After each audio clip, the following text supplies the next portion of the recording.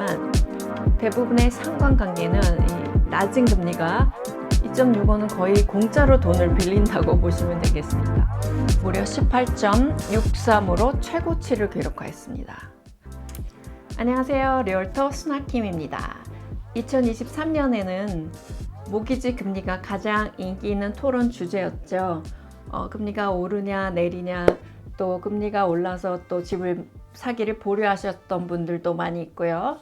연준이 이 금리를 2021년경에 최저치로 낮춘 다음에 현재 공격적으로 금리를 올리기 시작했잖아요. 물론 작년 말부터 조금 이제 하향세를 보이긴 하지만요. 오늘은 저희가 그래서 모기지 금리의 그 50년 동안의 미국 모기지 금리의 역사를 알아보고 이 모기지 금리와 집값 상승의 그 상관관계들이 어떻게 되는지 한번 알아보도록 하겠습니다. 네, 먼저 1970년대에 프레디 맥에서는 가장 인기 있는 그 모기지 금리인 30년 고정과 15년 고정 모기지 금리에 대해서 조사를 하기 시작했어요. 그래서 1970년대는 그 30년 모기지 금리가 7% 중반에서 시작을 해서 꾸준히 증가해서 79년 말에 12.9%로 정점에 달했습니다. 그리고 1980년대는요, 저성장과 높은 인플레이션으로 인해서 그 스태그플레이션 상태였는데요.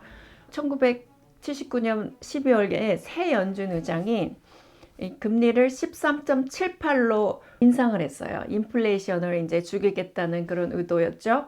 그래서 1981년 6월에는 이 비율이 무려 19.10으로 상승했습니다. 이런 새 연준 의장의 의도가 인플레이션을 잡기는 했지만 그 과정에서 1981년에서 82년 사이에 경기를 조장하는 데 일조를 했다고 보고 있습니다. 30년 모기지 금리가 12.85%로 시작해서 80년대에는 그 80년 봄에 잠시 하락하였지만 81년 10월 18.63으로 사상 최고치를 도달할 때까지 계속 상승을 하였고 80년대 끝날 무렵에는 다시 10% 미만으로 떨어졌습니다. 1990년대에 이르러서는 불황으로 시작되었지만 그 10년 전의 불황에 비하면 미미한 상태였어요. 그래서 경기 침체에 대응하기 위해서 연준은 그 10년 동안 금리를 낮추기 시작했고, 이는 평균 30년 고정 모기지 금리가 점진적으로 감소하는 것으로 나타났습니다.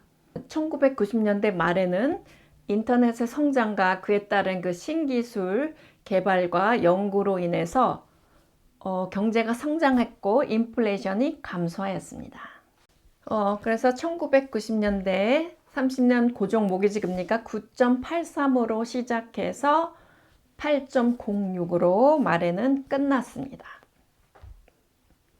2000년대는요, 1월 8.15에서 2003년 중반에 5%로 뚝 떨어졌습니다. 얼마 지나지 않아 우리 모두가 경험했던 2008년에 대공황이 시작되었죠. 서프라임 몰기지 사태라든지 이런 것들이 주택시장은 경제와 함께 이렇게 붕괴가 되었어요. 그래서 경제 활성화를 돕기 위해서 연준은 이제 금리를 그때 인하했습니다.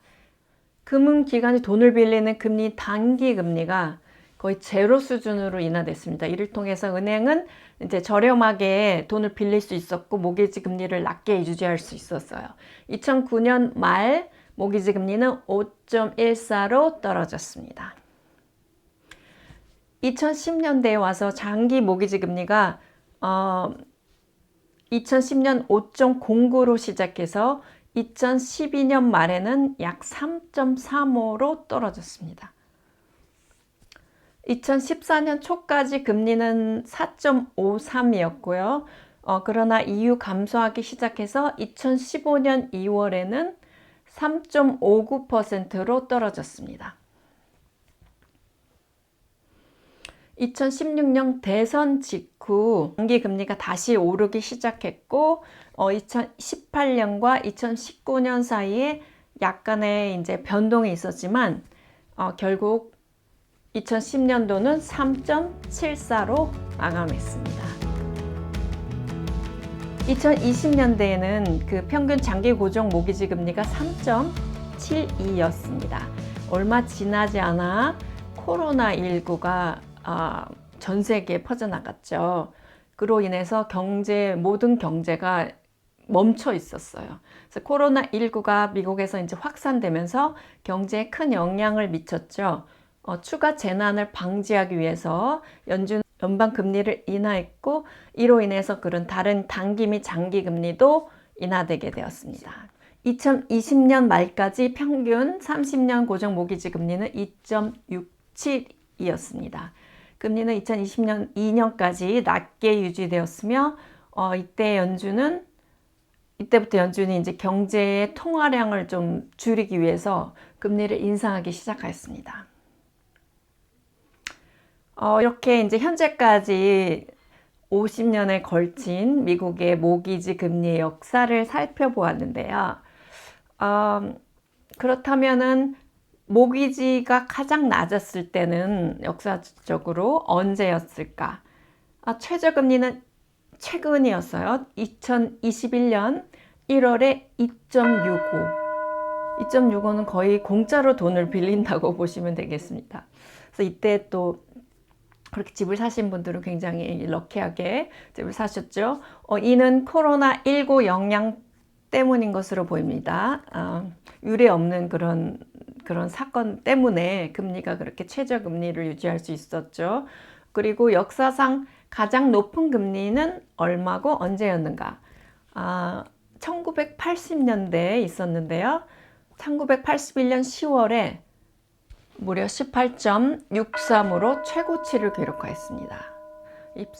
오늘 이렇게 데이터에서 볼 수 있듯이 금리와 주택 가격 사이에 어느 정도 상관관계가 있을 수 있지만 대부분의 상관관계는 이 낮은 금리가 높은 주택 가격을 유발하는 데 관련이 더 많이 있고, 높은 금리가 주택 가격을 유발하는 거하고는 조금 암시하는 부분이 별로 많지는 않습니다.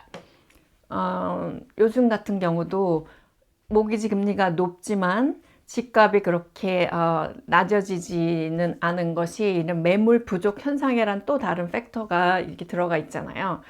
낮은 금리가 높은 주택 가격을 유발하는 것에 더 관련성이 많이 있습니다.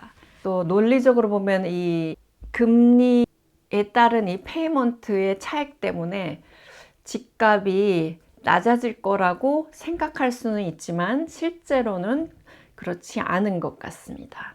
오늘 모기지의 역사에 대해서 한번 훑어보는 시간을 가졌고요. 저희가 이제 2024년도에는 연준이 발표한 것처럼 이제 금리가 낮아진다. 그래서 모기지 금리도 또한 지금 2023년 말부터 하향세를 보이고 있는데요. 많은 전문가들이 예상한 건데 이제 많은 바이어들이 몰려서 부동산이 호황을 이룰 것이다라고 예상하고 있습니다. National Association of Realtor의 그 치프 이코노미스트인 로렐 윤의 말에 의하면 홈세일즈가 한 13.5% 정도 증가할 것이고 집값은 0.9 정도 상승할 것이다. 그리고 이자율의 하락과 이 임금 상승으로 인해서 부동산 수요가 회복될 것으로 예상하고 있습니다. 2년 동안 묶여있던 이 셀러들이 움직여서 한 30% 이상의 더 많은 인벤토리를 확보할 수 있을 것이다 라고 긍정적인 예상을 하고 있습니다. 이런 경제적인 환경들도 많이 고려하셔야 되겠지만요. 무엇보다 이제 개인적인 상황들이 모두 다르기 때문에, 그리고 또한 지역적으로도 또 좀 다를 수가 있죠.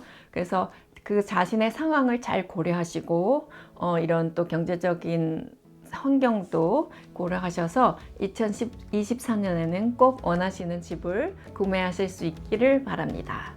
남보다 미리미리 준비해 놓으시고 하시면 더 좋은, 그리고 자주 이런 융자 에이전트나 부동산 에이전트하고 컨택을 많이 하시면서 정보를 많이 얻어서 준비하고 계시면 꼭 좋은 결과가 있으시라고 봅니다. 오늘 시청해 주셔서 감사합니다. Thank you for watching.